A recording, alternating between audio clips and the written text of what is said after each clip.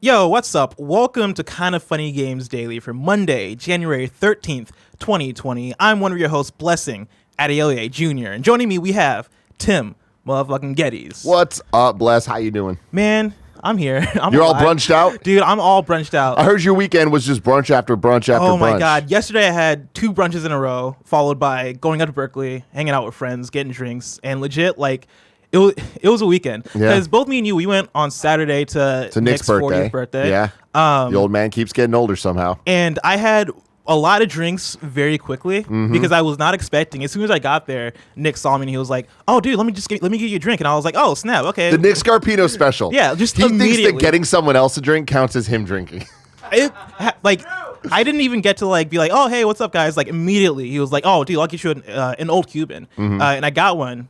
Right when I started drinking it, I met Matt Scarpino, who is a wonderful human being. Yeah, he is. I wish I was there to see awesome. that. Oh my God, he talked my ear off for like 20 minutes. Oh man, I'm sure he said many inappropriate things. He was talking about like set design and like all the things he has going on. You were getting pro Scarpino. Oh yeah, not the real Scarpino. He was telling me like mainly like a lot of fascinating things about like what he does and all that stuff, but during that conversation, like I'm drinking my old Cuban that Nick had just bought me. I look down at my glass is empty, and Matt's immediately like, "Oh, dude, let me get you another one."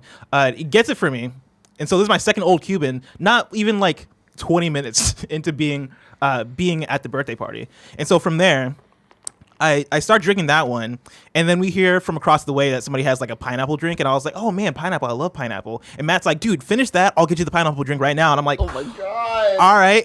Those Scarpino brothers, man. And so I down it, and like I go for the pineapple drink, but then we learned that the pineapple drink is not alcoholic. And Matt's like, "Oh, I'll just give you another old Cuban." And I'm like, Jesus. All right. And so the adventure continues. The whole night's a blur. Yeah. It's kind of how that It was a fun weekend though, man. It was a really fun time. Yeah. Yeah. What about you? How'd you enjoy it? I had a great weekend. Awesome. Fantastic, man. Just a lot of chilling, a lot of watching High School Musical, the yeah. series. Oh finishing my! that Did you off. finish it? Woo! Such a good show. What a banger. I freaking love that show. I was listening to the soundtrack on Spotify this morning. Yeah, you were. It's so good. It's so good. I'm so happy you're people don't give that show enough credit. To me, it's the better show on Disney Plus. It is. I put that above The Mandalorian. Yeah, absolutely. I haven't seen like Encore or any of the other. I haven't seen like the Imagineering. Imagineering story is dope. Okay, but so far, High School Musical, the series, is my favorite on Disney Plus. But this show isn't about Disney Plus. This show is about video games. Today's stories include Assassin's Creed leaks, Monster Hunter World Iceborne eating saves, and more, because this is Kinda Funny Games Daily, each and every weekday at 10 a.m. live right here on twitch.tv/kindafunnygames. If you're watching live, you can correct us when we get stuff wrong by going to kindafunny.com/you're wrong. If you don't want to watch live, you can watch later on youtube.com/kindafunnygames or listen later on podcast services around the globe by searching for Kinda Funny Games Daily. To be part of the show, head to patreon.com/kindafunnygames, where bronze members or above get to write in, and silver members or above get the show ad-free.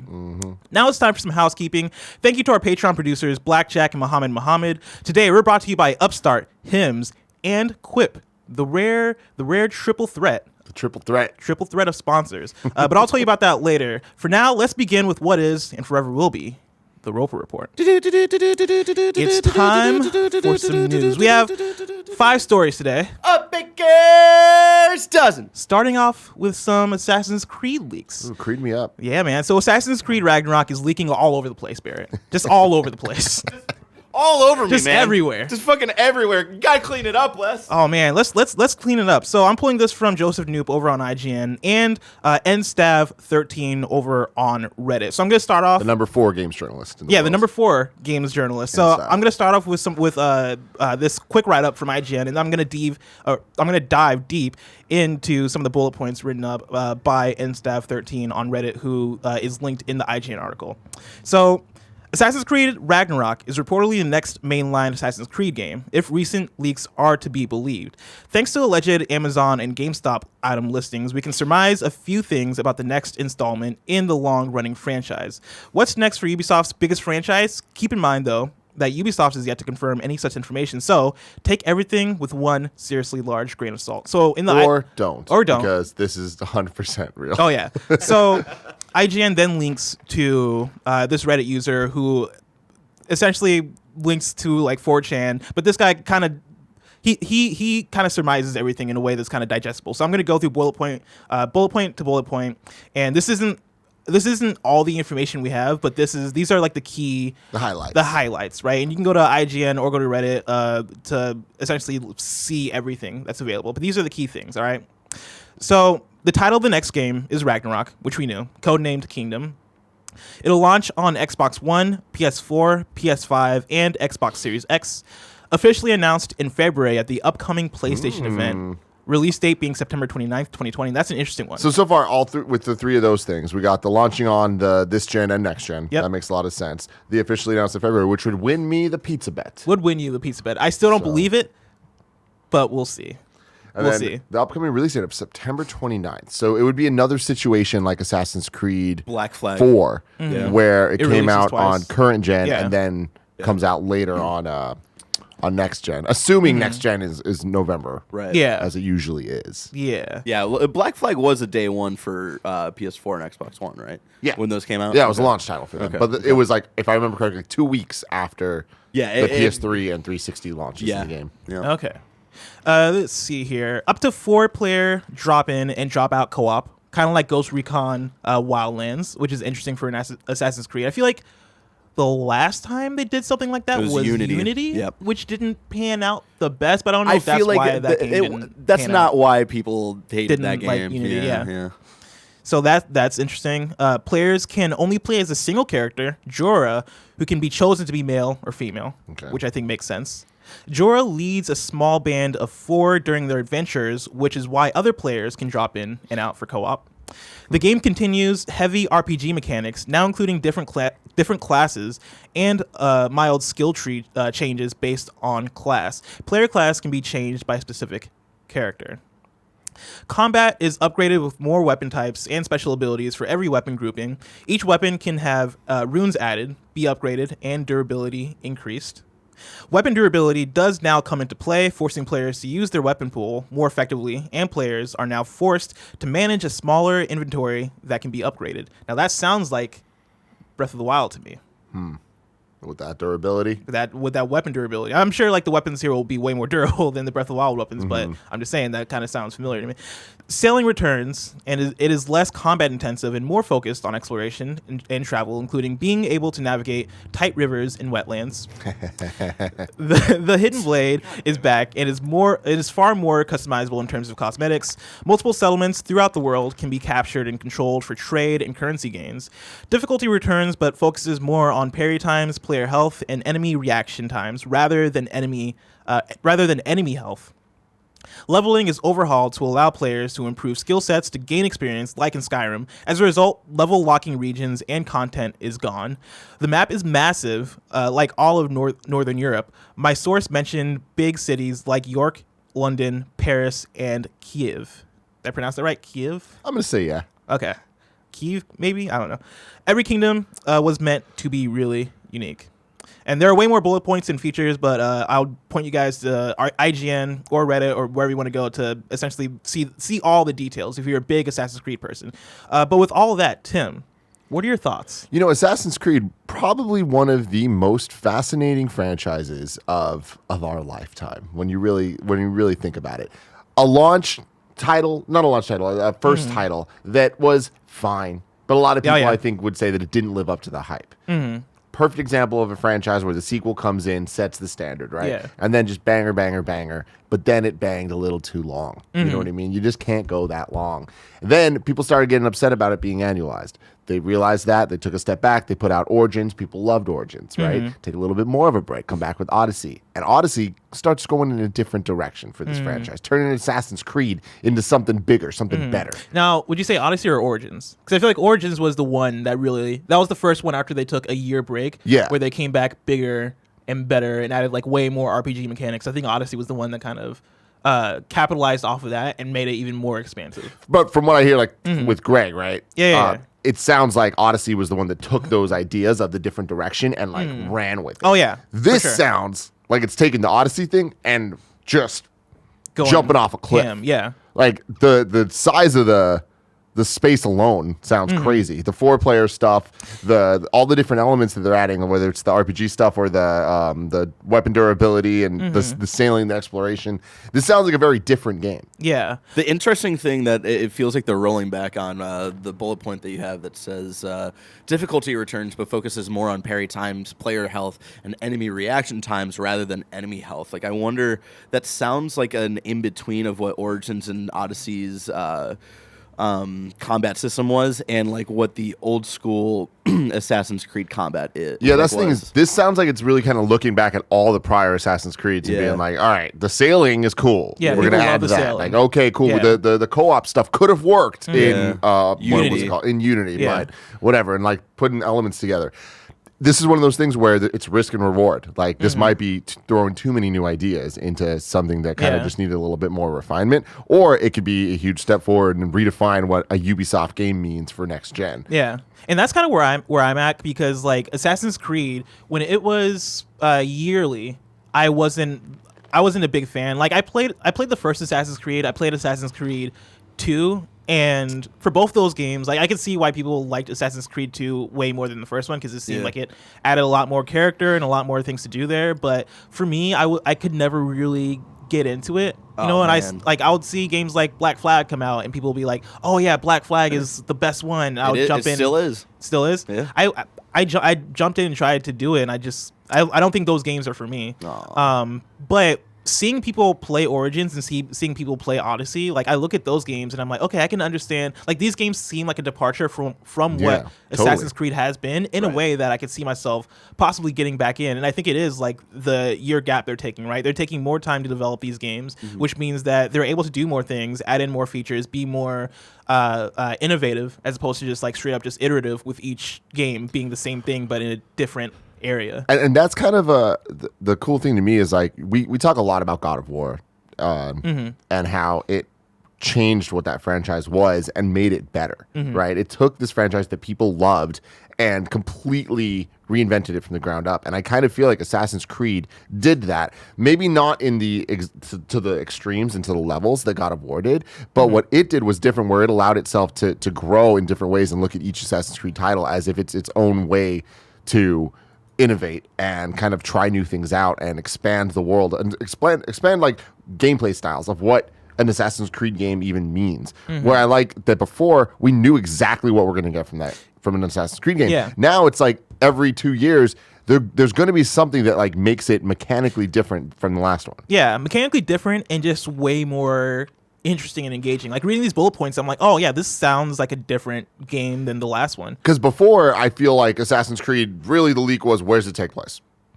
It's like, we know the game. Yeah. Where does it take place, and what is like the mechanic that's changing, right? Whether it is like Unity with co-op, or Syndicate with like being able to choose characters. Black Flag with the ships. Yeah. And like what was it? Revelations with the weird. There was like a weird way you could like travel around like the rooftops and shit that they added in Revelations. Hardcore parkour. Yeah. The Nano Biologist writes in and says, "Hi, Blessing and Tim. Assassin's Creed Ragnarok had a huge leak dump last week, but a very interesting thing that stood out to me is, 1, they're bringing back co-op for the main story and it's drop in, drop out, and 2, it'll be revealed at the PlayStation reveal event in February. Now, I know we must take leaks with a salt lick-sized grain of salt, but Assassin's Creed and Ubisoft leaks in general mostly end up being true. Remember the Mario and Rabbids leak, Tim? So do you see PlayStation repeating history with another February reveal event like they did 7 years ago for the PS4? Also, how good is the games industry in its short history at repeating itself and staying consistent? Thanks, the Nano Biologist."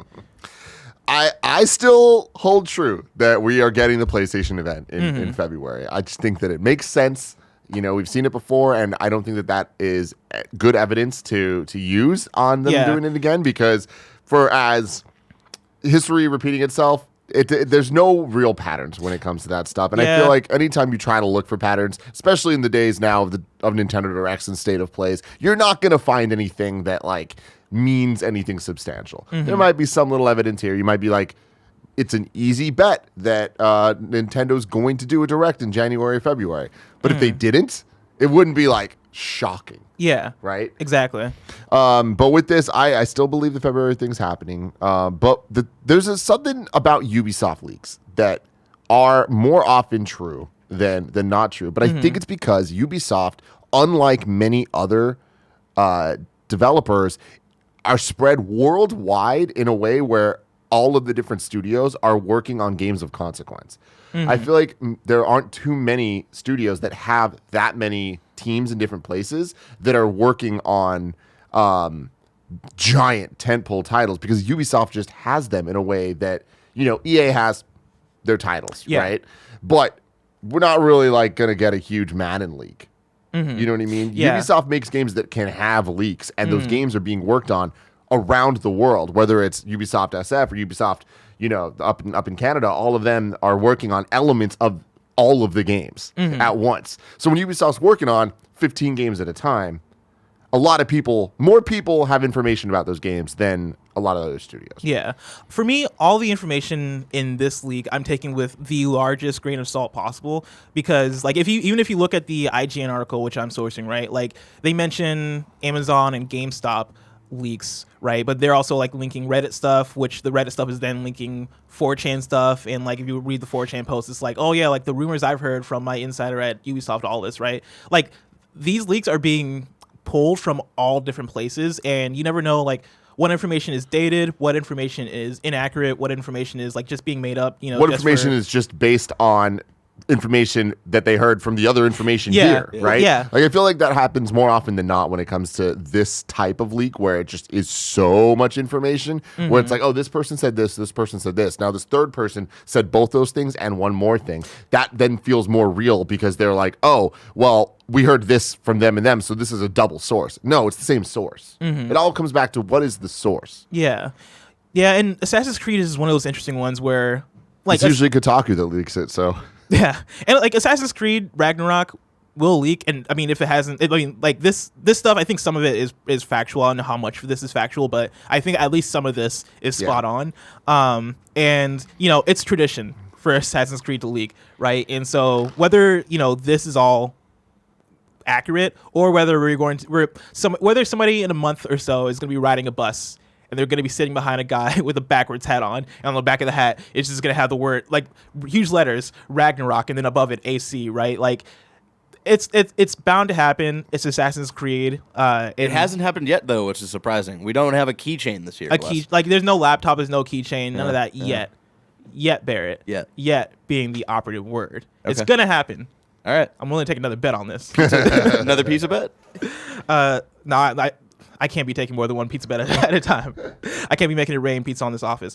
Number 2, Call of Duty and GTA 5 dominated PlayStation Store downloads in 2019. This is by James Batchelor on GamesIndustry.biz. This goes back to Nano Biologist. Some things in history don't change. Call of Duty Modern Warfare and Grand Theft Auto 5 are 2019's biggest sellers on the PlayStation Store in the US and Europe, respectively.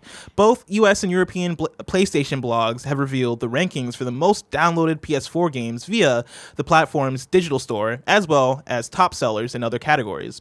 While a lot of titles appear in both lists, there are several differences that hint at varying tastes between the two continents. Firstly, there are the obvious sporting differences, with 2 FIFA titles appearing on the European chart with FIFA 20 and number 2, but none to be seen in the US rankings. Conversely, NBA 2K20 was the biggest sports game in the US at number 3, with Madden 20 at number 7 and MLB at number 13, none of which appear on the European charts. There are less predictable differences, such as Borderlands 3's absence from the European chart, or Crash Team Racing's non-appearance on the US. America also seems to be home to more Star Wars fans, since both Battlefront 2 and Jedi Fallen Order ranked higher than over on the other side of the Atlantic. PlayStation also revealed the best-selling PSVR games, with Beat Saber taking the top spot on both charts.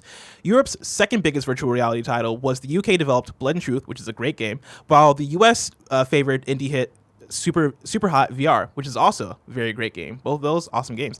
Meanwhile, Apex Legends beat Fortnite in both free-to-play charts, Epic's Battle Royale game had to settle for number 2, with Dauntless at number 3 in both US and Europe. Fortnite, however, dominated the rankings for best-selling DLC and expansions, taking up all 10 positions in both US and European charts. The Laguna Pack was the most popular purchase across both. What's the most interesting thing here to you? Apex Legends beating Fortnite on the free-to-play charts at first struck me as interesting, but I mean, it being a new game in 2019 and Fortnite, I imagine like a lot of people already having that game downloaded makes sense. Fair. And so DLC sales being just way higher for Fortnite over Apex Legends and every other free-to-play game, I think still makes sense with that, since that audience is so huge. Aside from that, I feel like all this kind of makes sense to me. Yeah, that was the one that didn't make sense to me, but you made it make sense. Thank you, Blessing. There you You're go, a smart for guy. Sure. If you look at, and I'm gonna read some of the top digital sales here, because I have the list for US and Europe. So on the US side, starting at number 1, we have Call of Duty Modern Warfare, which makes sense. Minecraft PS4 edition makes sense. NBA 2K19, Grand Theft Auto 5, NBA 2K20, Tom Clancy's Rainbow Six Siege. Which, man, I didn't realize that game was doing that well. Yeah, like, me neither. I knew Rainbow Six Siege was like Brought it back, but yeah. like not. I didn't realize they brought it back like that. We also have Madden NFL 20 at number 7, Star Wars Battlefront 2, Tom Clancy's Division 2. That's another semi-surprise. An older game. Star Wars Battlefront 2? Yeah. Yeah. It was probably all the Star Wars sales. It fans was probably them. They were another example of kind of bringing it back, like Yeah. after all the Loot Crate stuff. Yeah. They have like a very like hardcore audience as well, and from what I've heard, like they've really been supporting that game in 2019. So Yeah, but I mean the hardcore audience, like these are new people. Oh yeah. You know, I Yeah. mean it's like there's new people buying it in 2019. Yeah, these are top. yeah. These are the top downloaded PS4 games for US and Europe, or for US specifically for this. And then at number 9 we have Tom Clancy's The Division 2, and number 10 we have Days Gone. So Days Gone still, not. I mean, there's a power to exclusives, man. Yeah, like, man. That especially after the tear of perfection almost that Sony had like year after year, and then Days Gone was the first questionable one. Yeah, and looking at these games, right, for the top 10 US, Days Gone being in the top 10, I feel like it's actually pretty impressive for what that game is and for how it came out and how it was received. Like the other games on this list, on this top 10, are games that I could easily see, right? Yeah. Division 2, right? It's a Tom Clancy, it's a Ubisoft game. Like, yeah, that game's going to get a lot of downloads. It's a multiplayer online service game. Like, yeah, that's going to have an audience. Star Wars makes sense. Sports games make sense. Call of Duty, Minecraft, Grand Theft Auto, all that stuff you would expect in the top 10. Days Gone at number 10, I think, is really impressive. And I guess, good to see. Like, shout out to that studio. Like, that I feel like that game kind of got raked over the coals a bit because it didn't come out with the level of quality that we expect from a PlayStation first-party exclusive. But, good to see that they're still out there selling. And on the European side, the top 10 for PS4 digital sales, Grand Theft Auto 5, number 1, FIFA 20, Minecraft PlayStation 4 Edition, Call of Duty Modern Warfare, Rainbow Six Siege, Red Dead Redemption 2, The Forest, which is a very interesting one, Rocket League, EA Sports, UFC 3, which I think is also an interesting one, and then Crash Team Racing at number 10. Yeah. My man. Awesome. Number 3, Monster Hunter World Iceborne PC is deleting save files for some players. This comes from Sheriff Saeed of VG247. Some of those players who jumped into Monster Hunter World Iceborne immediately after its release found that their save files are gone.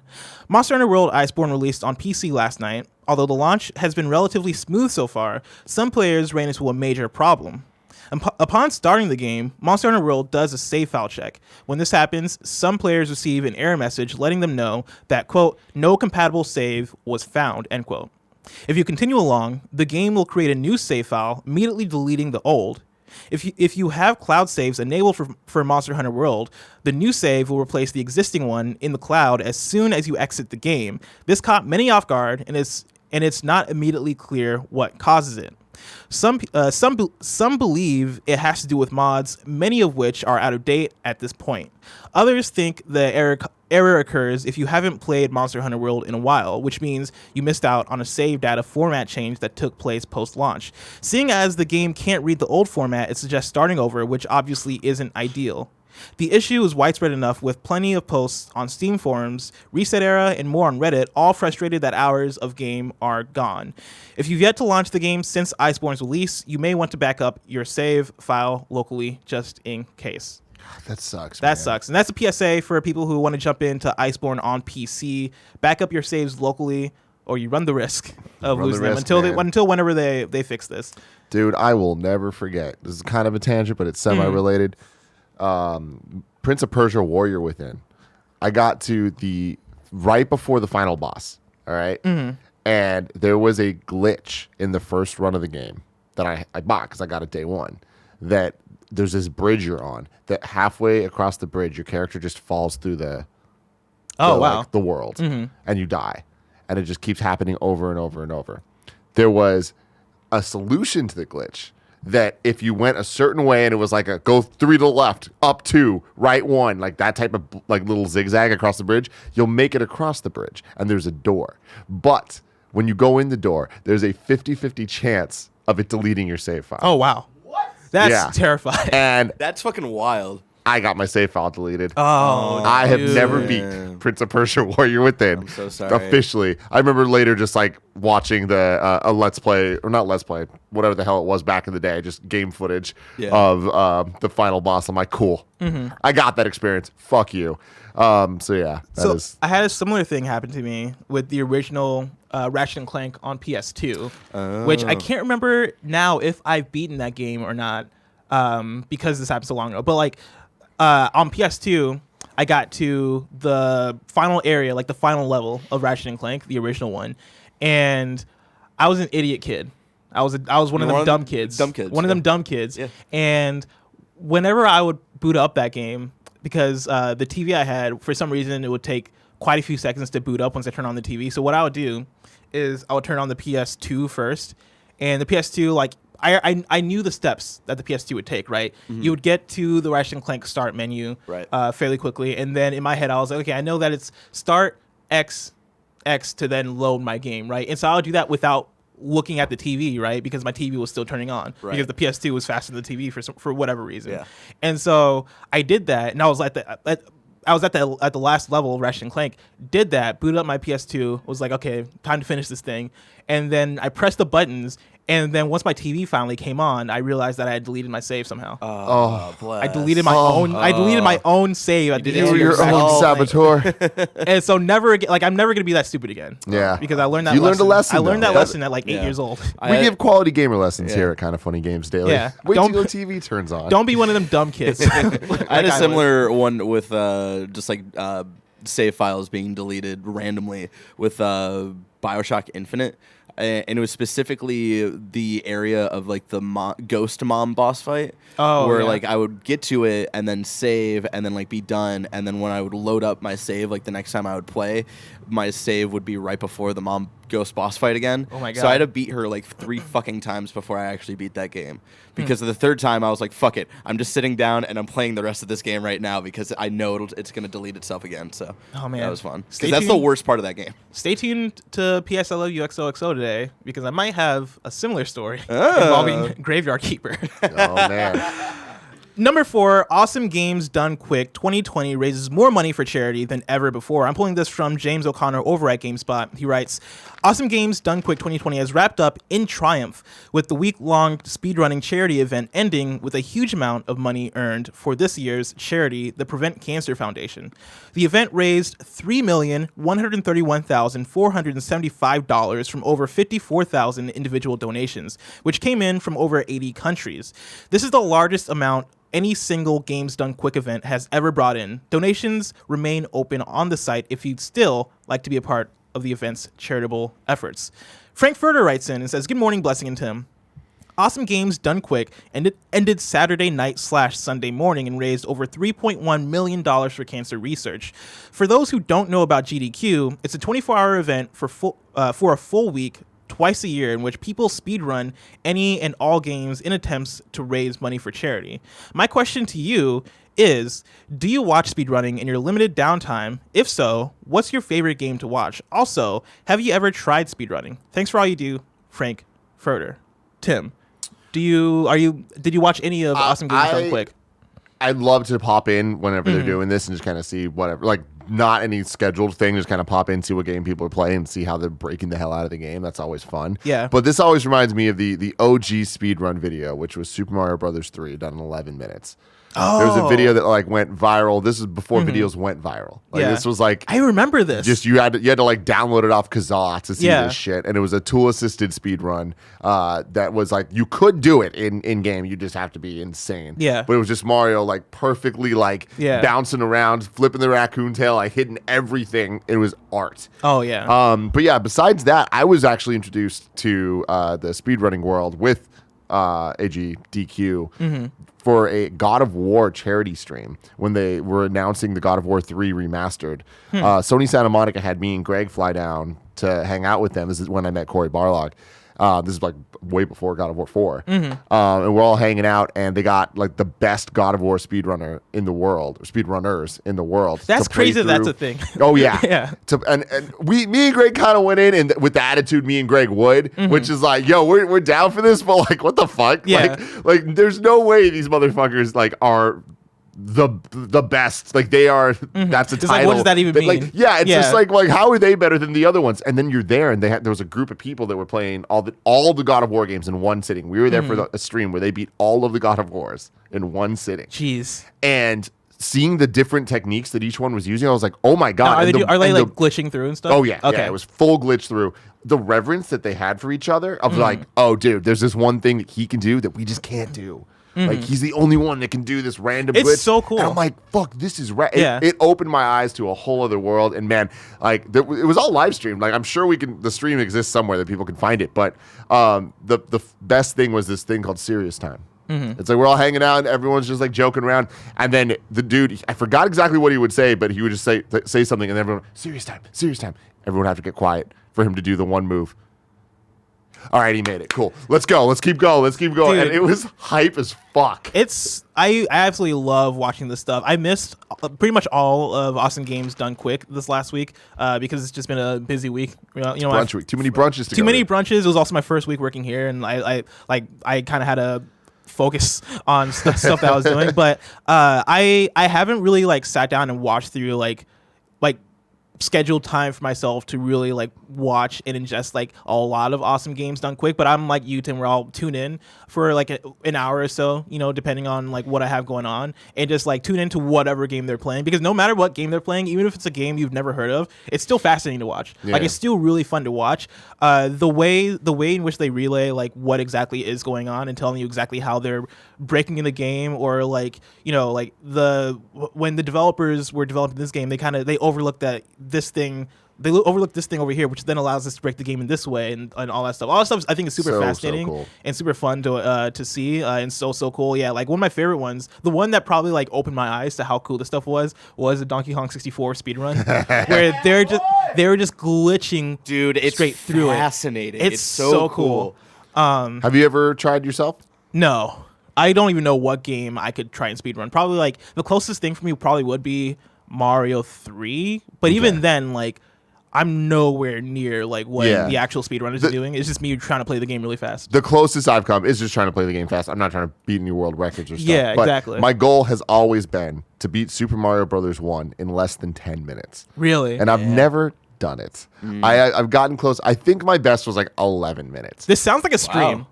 That sounds like a lot of pressure, man. I don't know. I could do it on stream, but yeah, like there was a time period where, like probably late high school, where I busted out my SNES and just connected it. I was playing Mario All Stars version, and every night I would play at least 3 runs of Mario 1. Dude, I love this. Just to try to get it. Dude, that's awesome. Yeah. And I couldn't. And you're like doing all the pipes and stuff, of right? course, that's the only way. Yeah, that's the only way. Yeah. Are you glitching through anything? No glitches. No glitches. Okay. Just Just a I'm straight just up playing. pipe run. Like, I'm a normal person. Man. You know what I mean? I want to see this. I want to see. Well, I don't know. I can do it, man. Less than 10 minutes. Because like Mario 1 is hard. It is. So the thing for me is I'm not that great at these games. So there's a key moment where you go from world 1-1 right into 1-2. You can then warp to 4-1. Then you warp from. You go from 4-1 to 4-2, warp from 4-2 to 8-1. Yeah. Then you have to do all of 8.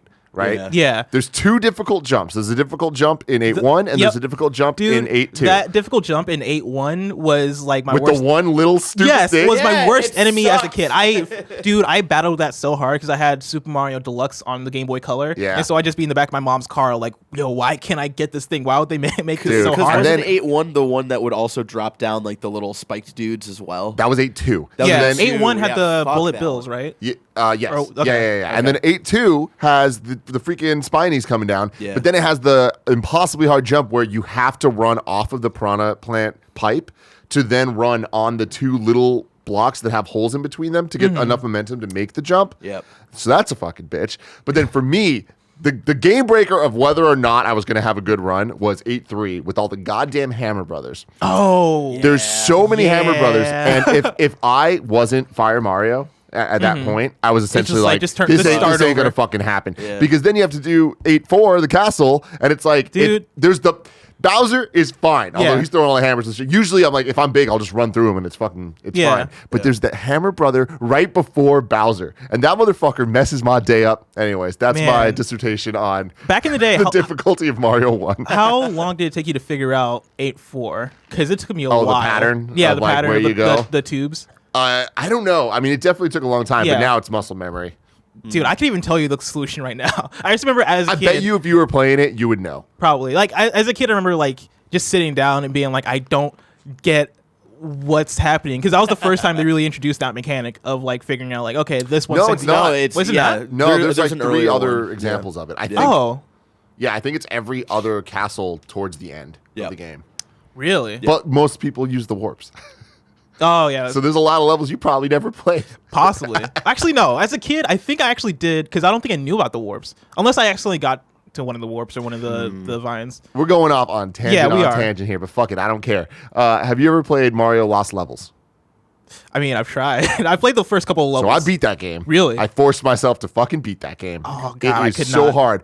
Dude, that game is evil. It's Super Mario Brothers 2. It's the original Mario 2, the Japanese version before we got the Super Mario Brothers 2 whatever Panic. USA, Doki Doki Panic. It is so... Have you played it, Barrett? No. The game is fucked up because it looks exactly like Mario 1. But it was made by the devil. Same layout, but it's made by the devil. In ways that, like, there's mushrooms that if you touch, it hurts you. And the only difference is, like, the way that their eyes are shaped. Oh, and on the NES, it's not that clear. Yeah. The bigger fuck you, though, is you. What's the one thing every single kid tries to do in Mario Brothers 1 at the end of the level? Get the top of the flag? Yeah. What do they want to do more than that? Go over it. Go over the fucking flag, right? We've all tried it. We've tried countless times. Yeah. This game, there's certain levels that let you do it. Hell all right? Yeah. Then you go, but it's Mario 1 rules, so you can't go back on screens, right? They let you do it. There's a warp pipe. This is world, like, 6. It warps you back to world 1. What? I love video games, man. That's awesome. All right, Sam, I actually love that. I'm proposing you either have to do a Mario 1 stream where we try to make you beat it in less than 10 minutes, or you have to race me in Cuphead. One or the other. I want to play Mario You'll 2. destroy me, racing me. You've now, Bear, we got the 4-time Cuphead world champion. 4 times? He beat it the 4th time this weekend. Why? Yeah. Because it's so fun. It's just like a fun, mindless game. I like beat it in 3 sittings. It was great. I still have to beat it the first time. Like I got stuck at the dragon boss with the 3 heads. On Switch. Yeah. At a certain point, I was just, man. Is it really good on Switch? Oh yeah, dude. Really good on Switch. Yeah, like Xbox One when it originally launched, and I think I was working at IGN, so I was playing it like for gameplay clips there, and it had like some like issues when it originally launched, and like Switch has none of that. I'm sure like Xbox One has been like fixed a little bit with performance, but like there's nothing wrong with the Switch port. It's fucking fantastic. Does it feel good to control? Because like, are you using Joy-Cons? Oh, use the Pro Controller. Joy-Cons are fine too, but like, use the Pro. I did beat it handheld yesterday though. Yeah, my second time I did beat it on just the Switch. And like people are different. Like Tim likes to change like the buttons and like all that stuff. I play the original version and like play claw mode and shit like that. Crazy. You got to just like find the language, you know. I want to go back to it at some point. It's so good. Number 5, GTA 4 is no longer available to buy on Steam. This comes from Eddie over at GameSpot. Eddie. For reasons that are not clear, Rockstar's Grand Theft Auto 4 is no longer available to purchase on Steam. A member of Reset Era Forum recently discovered that the Steam page for GTA 4 no longer has a purchase button where it once was. The page does not offer any insight into why this is the case. Rockstar Games could not be reached for comment at press time. People are speculating that... Hold on. What is press time? The time that they're pressing the article, man. The time that they're publishing. Sure. Okay. It's the internet, man. People are speculating that this has something to do with music licensing for GTA 4. Still requires a Game for Windows Live account. Did I read that right? Mm-hmm. Okay. Others are guessing that Rockstar might be moving GTA 4 from Steam to its own Rockstar launcher. For now, the real reason why GTA 4 is no longer available to buy on Steam remains a mystery. PC Gamer reminds us that Rockstar removed GTA Vice City from Steam for a brief period of time in 2012 due to a copyright claim related to the Michael Jackson song Want to Be Starting Something. Interesting. Grand Theft Auto 5 and Grand Theft Auto San Andreas remain available for purchase on Steam. It's also worth noting that those who already own GTA 4 on Steam can continue to play the title. And so my assumption is that this is probably a soundtrack thing. Mm-hmm. Like, I only listened to the hip hop radio station in GTA 4, but there were a lot of cuts on there. Like, they had like flashing lights on there. Yeah. They had some Swiss beats. They had like a lot of current music coming out at the time. Music that I imagine probably came with some sort of limit, like a 10-year limit. And so I feel like it being a Rockstar launcher thing of them trying to, take games off Steam and put them onto the Rockstar launcher exclusively doesn't make sense since it's just GTA 4. Mm-hmm. So that's kind of how I'm looking at this. Yeah, I think you're right. I wouldn't be surprised if one day they do a Rockstar game launcher, but I think that they have one. Oh yeah, yeah, but it's cool. Like it kind of came out under the radar. Like I think Greg reported on it or not reported on it, but like talked about it on KFGD. But it was one of those things where since it didn't seem like they were putting out games exclusively for it, even though kindoffunny.com/you're wrong. Did Red Dead Redemption 2 come out on other other services aside from Rockstar Game Launcher? I can't remember now. Yeah, we'll have to see that. I wouldn't be surprised though going into GTA 6 if they did try to put a bit more focus on their own launcher. Oh yeah, 100%. Because like there is so much money to be made, obviously, from Rockstar Games, and they do not want to split that cut with Steam if they can just do their own launcher. So yeah, it looks like here Red Dead Redemption 2 is on Steam, available on Steam, add to cart, $60. So yeah, there you go. So far there aren't any. I don't think there are any exclusive Rockstar games on the Rockstar launcher. Let me know if I'm wrong. kindoffunny.com/you're wrong. Yeah, if there's an exclusive game coming to the Rockstar launcher, I feel like it's going to be very far away. Yeah. But if I wanted to know what's coming out today, Tim, to mom and grop shops, where would I go? The official list of upcoming software across each and every platform is listed by the Kind of Funny Games Daily Show host each and every weekday. Yeah. I was actually trying to figure out in my mind. I was like, how am I going to make this segue work? And I'm glad you swooped in. Out today, we have Jump Gunners on Switch, Above Earth on PC and Mac. Here come the Mystery Teens on PC. Barrett, you know what to do. Here come the Mystery Teens. For new dates, God. Borderlands 3 Takedown at Malawan Black Site is getting rebalanced for single players. It'll be available for 2 weeks. This comes from James O'Connor over at GameSpot. I'm going to read through the new dates, and we're going to get to the Mystery Teens over here. Borderlands 3 added a limited time special event, Takedown at the Malawan Black Site, towards the end of 2019, but part of the event was delayed. In late December, Gearbox announced that a new version of the event that would scale depending on how many players you had in your party would release, making it easier for players who preferred to play alone to tackle it. This ended up being delayed, but a date for the scaled version of the event has now been set. In a new post on the Borderlands website, it's been announced that the scaled version of Takedown at the Malawan Black Site will be available from January 16 to January 30. It'll be slightly easier now for players who are taking it on alone, meaning that if you can't quite crack it right now, it's worth trying during this period. After January 30th, the event will revert to its standard difficulty level and will once again be tuned for 4 experienced Vault Hunters working together, which means that you'll need to be extremely skilled to beat it alone. And Legends of Runeterra, the League of Legends card game, will go into open beta on January 24th. Barrett, put up Here Come the Mystery Teens. Here come the Mystery Teens. All right, so it's a Scooby-Doo ass knockoff. Yeah. Oh my God, this looks like Scooby-Doo in Microsoft Paint. All right, so it looks like it. With Doug, Duke, and Sunny. It's like visual novelish, but like with paint, like Microsoft Paint graphics. Muggsy. Honestly though, this has personality. I kind of like how this looks. Was that Navi? All right, here we go. Oh my God, I like the music. This seems like a cool Greg ass game, man. I'm telling you. I could see myself getting into this, honestly. Like at first, I was like, we're gonna need an update. All right, Bless. Oh Get my on God. it. Here come the mystery team. Let's see. It's coming out on PC, so this might not be available for the our PSL Love You XL segment where we rank games coming out. But we'll see. Maybe in my free time, I might hit up the mystery teams. Might solve a mystery. Man, now it is time for reader mail. You can write into patreon.com/kindoffunnygames where you can get the show ad-free. And speaking of ads, this episode of Kinda Funny Games Daily is brought to you by Upstart. Between hitting the gym, eating cleaner, or learning a new skill, there are a lot of ways we can better ourselves in the new year. But I can't think of one that's more important than starting the year off tackling high-interest credit card debt. My friends at Upstart.com are here to help. Upstart is the revolutionary lending platform that offers smarter rates to help you pay off high-interest credit card debt. Upstart goes beyond the traditional credit score when assessing your credit worthiness. They actually reward you based on your education and job history in the form of a smarter rate. Upstart believes you're more than just your credit score. They believe in you. They make it fast, simple, and easy to check your rate. Since it's just a soft pull, it won't affect your credit score. The hard pull happens if you accept your rate. The best part? Once the loan is approved and accepted, most people get their funds the very next business day. That's the next day.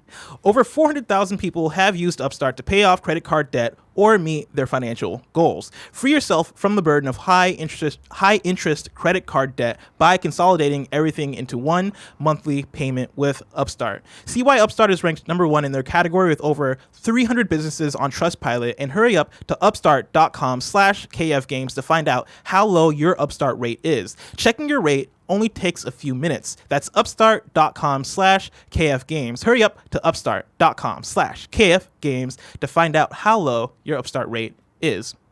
Let me also tell you about Hims. You've heard us talk about Hims and how they're helping guys look their best. If you haven't yet, it's time to see what they're all about. There's a problem out there, everybody. It's a huge problem. Nick knows the problem. Andy knows the problem. Dude, all too well. I also know the problem. 66% of men start to lose their hair by age 35. Once you've noticed thinning hair, it can be too late. Is that hairline slowly moving backwards? Any bald spots yet? Let me tell you, I've started dealing with my hairline receding, and it's terrifying. Very terrifying. Well, hey, they got a solution for you, man. Andy and Nick been using it for years at this point. Really? Mm-hmm. And let me tell you, receding hairlines, not fun. Not fun at all. If I knew about Hims a few years ago, it could have made a world of difference. But I'm just hearing about it now because I'm reading this ad right in front of you, learning with you. The best way to prevent more hair loss is to do something about it while you still have some. It's time to get a handle on those precious locks. Thanks to science, baldness can be optional. Hims is helping guys be the best versions of themselves with licensed physicians and FDA-approved products to help treat hair loss. No snake oil pills or gas station counter supplements. These are prescription solutions backed by science. Hims was created by a guy who knows some men's health conversations are easier online than in person. No more awkward in-person doctor's visits or long pharmacy lines. For Hims connects you to a real doctor online, which could save you hours, completely confidential and discreet. Answer a few quick questions. A doctor will review, and if they determine it's right for you, they can prescribe you medication to treat hair loss that is shipped directly to your door. Try Hims today by starting out with a free online visit. Go to forhims.com/gamesdaily. That's forhims.com/gamesdaily. forhims.com/gamesdaily. Prescription products are subject to doctor approval and require an online consultation with a physician who will determine if a prescription is appropriate. See website for full details and safety information. This could cost hundreds if you were in person to the doctor's office or pharmacy. Remember that Remember, that's forhims.com/gamesdaily. We're also brought to you by Quip, the triple threat. 3 sponsors today. Woo! Quip, makers of the Quip electric toothbrush, wants you to know the one single discovery that matters most for your dental health care. It is simply this, that if you have good habits, you're good. That means brushing for more than 2 minutes twice a day and flossing regularly, no matter what brand you use. Quip makes that simple, starting with an electric toothbrush, refillable floss, and anti-cavity toothpaste. Quip's electric toothbrush has sensitive sonic vibrations. You know how much I love Sonic. With a built-in timer and 30-second pulses to guide a full and even clean. The Quip floss dispenser comes with pre-marked string to help you use just enough. Plus, Quip delivers fresh brush head, floss, and toothpaste refills to your door every 3 months with free shipping, so your routine is always right. It's awesome. It's so awesome. Easy. I never even think about it. Next thing I know, I'm just getting some Quip, and I'm using that Quip every day, man. It's awesome. Beautiful. Sonic vibrations. Join over 3 million healthy mouths and get Quip today, starting at $25. And if you go to getquip.com/games right now, you'll get your first refill free. That's your first refill free at getquip.com/games. That's spelled GETQUIP.com/games. Quip, the good habits company. 2038 Pokemon CEO Ryzen says, "Happy Monday, Blessing and Tim. Over the weekend was Pokemon's producer, director, and composer Junichi Masuda's birthday. Sadly, he was harassed on Twitter over the announcement of Pokemon DLC and still getting tweets about bringing back the national Pokedex. Masuda replied to a tweet saying, "It's a public holiday today, and it's my birthday. Can you let me relax?" Damn. That's so sad. I never felt a tweet so much in my life. I can't help but to feel bad and helpless in this situation. Sure, fans can tweet positive posts to developers getting harassed on Twitter, but what more can we do? How do you wave through negativity and show up to the office in a positive mood?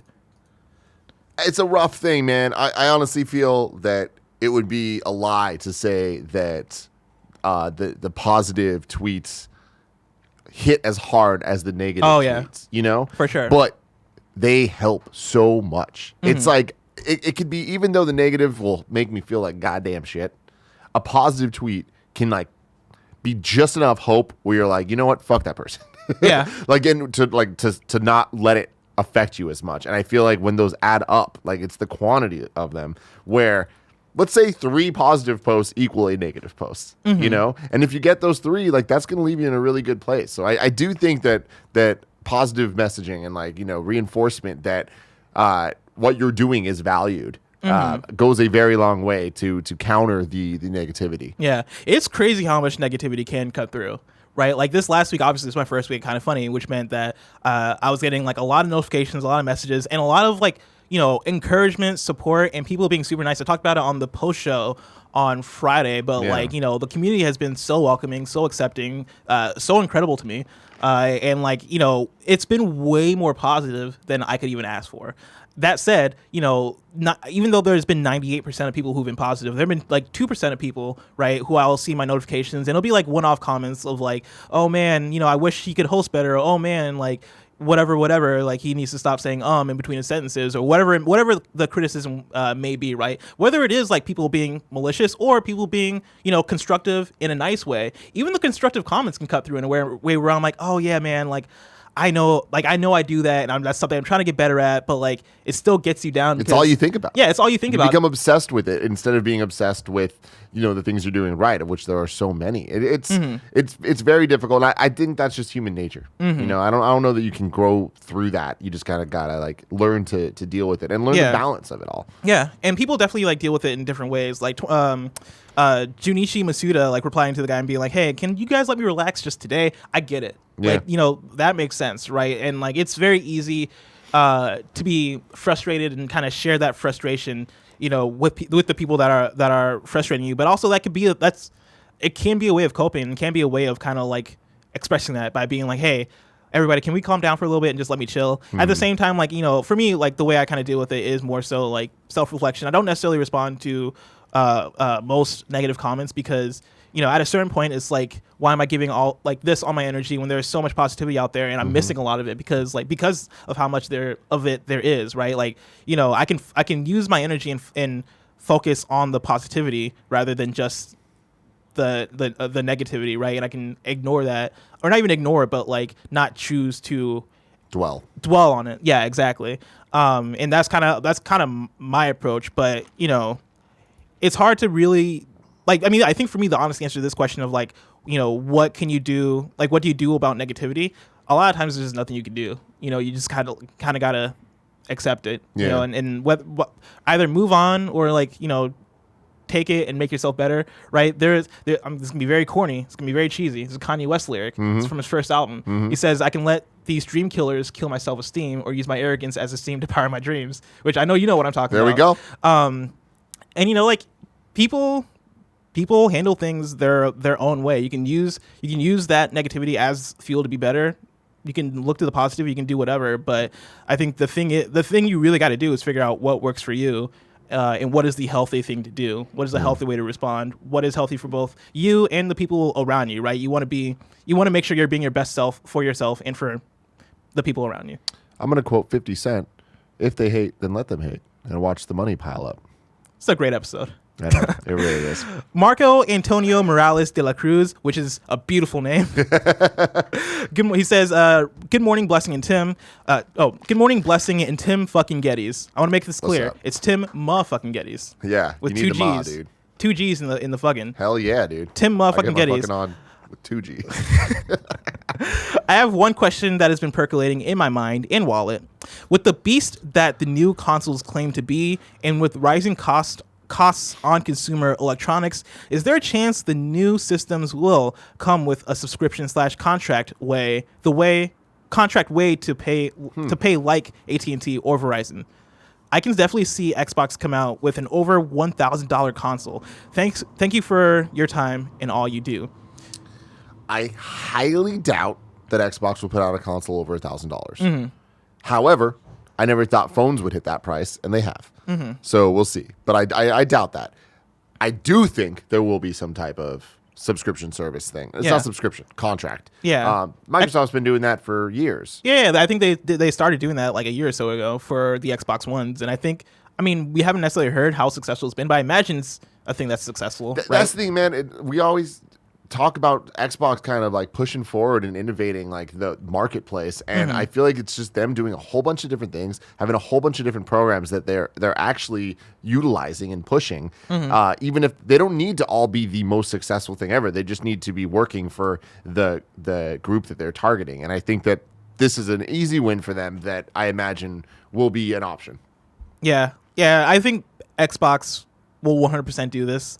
I don't see PlayStation doing this. Me neither. Sony doesn't seem like that kind of company that would want to essentially do like a subscription/contract way of paying for a PS5. Whereas Xbox, their whole deal is wanting to get you into their ecosystem, and that's by any means necessary. And so whether it is like you're paying $50 a month for your Xbox Series X, I think, they will have that option available. Whether or not it's at launch, I don't know, but yeah.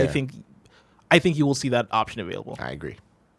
Now it's time to squad up. Tyrone writes in and says, I am 36 and a father of 2. I would like to squad up with some of the community members. Currently, I am playing the Outer Worlds. I am on and off of Borderlands 3, and I'm still working on the Plat. The Division 2 and COD Modern Warfare, I'm also playing. I'm willing to play other games popular in the community to keep the gamer within alive. My PSN is TragicJohnson, which is a great PSN name. I know it's a silly name, but I've had this name since 2007, and I don't want to give it up. Hey, I don't blame you. TragicJohnson is a great name. And my Twitch is Decoy0EXT. Most of my gamer friends I had when I got a PS3 in 2007 put the controller down. God, that's so sad. That is very sad. That's the saddest sentence I've heard. That sounds like the most TragicJohnson thing. I love video games, and I want to keep them in my life when the sun goes down for the time being. And so if you're out there and you want to play with TragicJohnson, hit him up on PSN. There's some poetry there, man. Read him some poetry. Man, it's beautiful. Let's get into kindoffunny.com/you're wrong and see what we've been wrong. So I went in there already and I kind of cleaned it out a bit. I can go through these. Kebab says Kiev is pronounced Kiev. And Nicholas Richter says it's the capital of Ukraine. So we're learning something today. Awesome. Yeah, I think I knew that. I just didn't know how it's pronounced. Nano Biologist says, Tim said there was a break between Origins and Odyssey, but it was only a year between those two game launches. I totally blanked on that. Yeah, because I would have sworn it was 2 years. Because I believe it's two Ubisoft studios that are heading up those projects. And so it was a year after, well, it was before Origins. Was that Syndicate? So yeah, it was Syndicate, then Origins, then Odyssey. So it was Syndicate came out. And then there was a year after Syndicate, like a year off, and then it was Origins, and then Odyssey was after. But essentially, they're on like a 2-year rotation where you get Assassin's Creed 1 year, another Assassin's Creed from the other studio the next year, and then a year off. So each of the studios are having 3 years to work on their game. So the Syndicate, I believe, was 2015, and then Origins was 2017, and then Odyssey was 2018. And then last year we got nothing, and then this year we'll likely have last year I think we got a substantial amount of DLC. Well, DLC, but no new release. Yeah. And then speaking of Assassin's Creed here, so Slick Rick says, according to Daniel Ahmed, most of these Assassin's Creed leaks are wrong. Then Nanobiologist says, Revelations gives you a hook blade, which can be used to zip line across the city to grab enemies to yank them in. That was the parkour thing, or the traversal thing. And then Nanobiologist also says, Jason Schreier already confirmed in an article last year the next Assassin's Creed game would be Viking setting, which makes sense with the Ragnarok name, after a post-in appeared in Division 2, showing a Viking with the header of Valhalla. So yeah, we'll see what's up with all these Assassin's Creed leaks, but maybe like those leaks aren't as factual as you might think. Nicholas Richter says the World 8-4 solution is to enter the final pipe of every screen. Wait, really? I didn't realize that. Interesting. It's been so long that I just forgot. I don't think that's right, though. Because when there's the flying fish, I think it's the second pipe. Unless there's not a third pipe. Neff says Red Dead Redemption 2 requires the Rockstar launcher, though you can buy it in other stores. So if you bought it on Epic on Steam, it would open via Rockstar launcher. Interesting. And Luker Wolf says Rockstar confirmed during the show that the GTA 4 Steam delisting is due to Games for Windows Live, and they're assessing other options to sell the game again.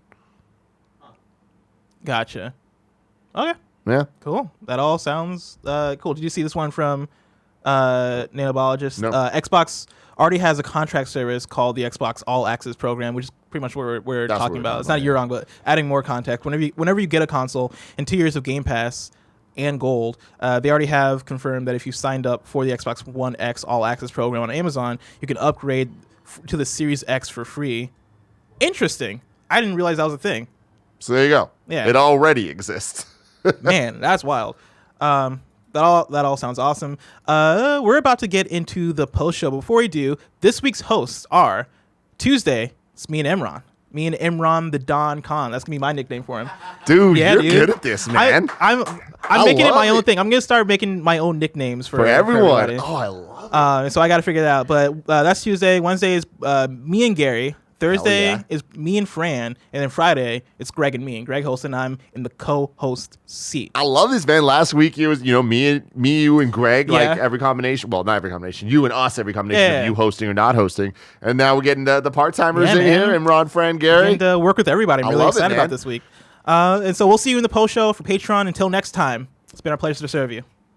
Oh, yeah.